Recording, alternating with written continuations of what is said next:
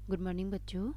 आज हम सूरदास का पद 3 नंबर वाला पढ़ेंगे। तो देखिए, हमारे हरि हारिल की लकड़ी मनक्रम बचन नंद नंदन उर यह दृढ़ करी पकड़ी जागत सोबत स्वप्न दिवस निसिकाना काना जकरी सुनत जोग लागत है ऐसो ज्यों करुई ककरी सूतो व्याधि हमको ले आए देख सुनी न करी यह तो सूर तिन्हीं ले सौंपो जिनके मन चकरी।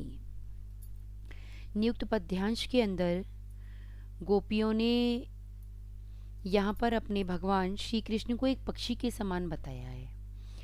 एक मैं यूं ही बता रही हूँ, अभी इसे नहीं इसमें पंक्तियों को नहीं ले रही। एक पक्षी होता है, हारिल पक्षी। उसकी ऐसी आदत होती है कि वह हमेशा, चाहे किसी डाल पर बैठा हो या कहीं नीचे बैठा हो या कहीं भी जाए, कहीं भी बैठा हो, वह हमेशा या तो एक लकड़ी की छोटे से टुकड़े को या क्या कहते हैं, समझो तिनके को या किसी भी खपच्ची को, किसी भी चीज़ को, मतलब अपने पैर में हमेशा दबा कर ही बैठता है। तो उसी पक्षी को यहाँ पर गोपियाँ ला करके और अपनी श्री कृष्ण के प्रति अपनी वेदना का वर्णन, अपने विरह का वर्णन उद्धव जी से कर रही हैं। तो पहली पंक्ति देखिए क्या बता रही हैं वो। हमारे हरि हारिल की लकड़ी।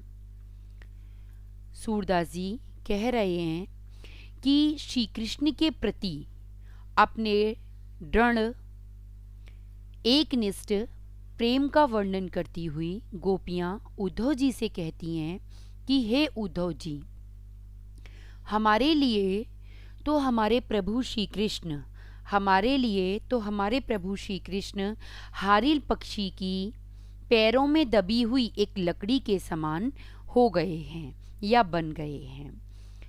अर्थात जिस प्रकार एक हारिल पक्षी हर समय अपने पंजों में एक लकड़ी को या तिनके को हर वक्त पकड़े रहता है, उसी प्रकार अब हम भी निरंतर श्री कृष्ण के प्रेम में एकनिष्ठ होकर, श्री कृष्ण के प्रेम में एकनिष्ठ होकर उनका ध्यान धरती रहती हैं। अर्थात अपने मन से, अपने कर्म से, अपने वचन से हम निरंतर नंद नंदन रूपी लकड़ी को, अर्थात कृष्ण के रूप को, उसकी स्मृति को हमेशा अपने मन के द्वारा कसकर पकड़े रहती हैं। पहली पंक्ति आपकी हो गई और दूसरी पंक्ति, अब थर्ड वाली पंक्ति देखिए। जागत सोबत स्वप्न दिवस निसिकाना काना जकरी।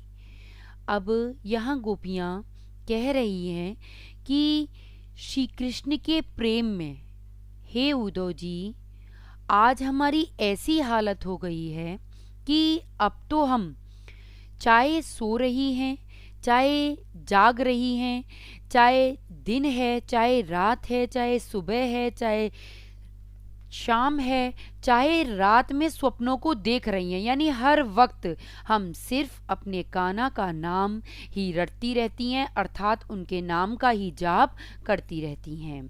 फिर देख लीजिए एक बार, गोपियाँ उद्धव जी से कह रही हैं कि आज श्री कृष्ण के प्रेम में, हे उद्धव जी, हमारी ऐसी हालत हो गई है कि अब तो हम दिन में, रात में, सोते हुए, जागते हुए, स्वप्नों को देखते हुए हर वक्त सिर्फ कान्हा कान्हा के नाम का रटन करती रहती हैं, अर्थात उसके ही नाम का जाप करती रहती हैं। आगे देखिए, सुनत जोग लागत है ऐसो ज्यों करुई ककरी। आगे गोपियाँ कहती हैं कि हे उद्धव जी, तुम्हारी ये योगपूर्ण बातों को सुनकर, हे उद्धव जी, तुम्हारी ये योगपूर्ण बातों को सुनकर के हमें ऐसा लगता है कि मानो हमने कड़वी ककड़ी खा ली है।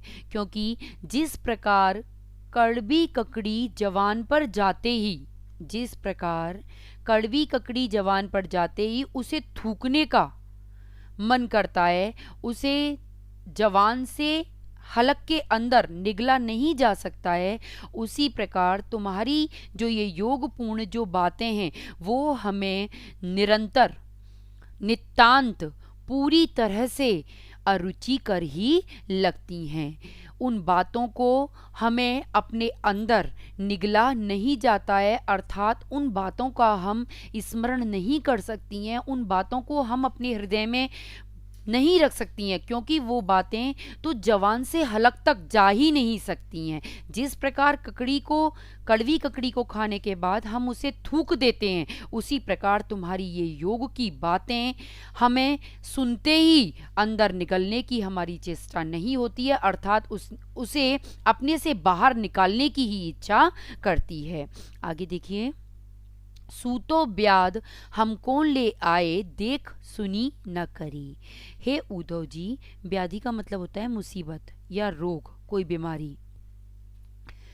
हे उद्धव जी, हमें तो ऐसा प्रतीत होता है कि जैसे आप हम गोपियों के लिए कोई बहुत बड़ी मुसीबत यहाँ पर ले आए हो।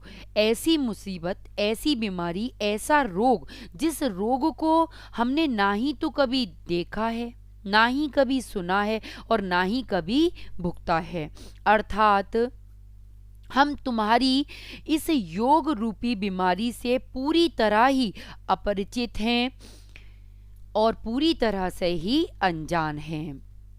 यह तो सूर तिन्हीं ले सौंपो, जिनके मन चकरी।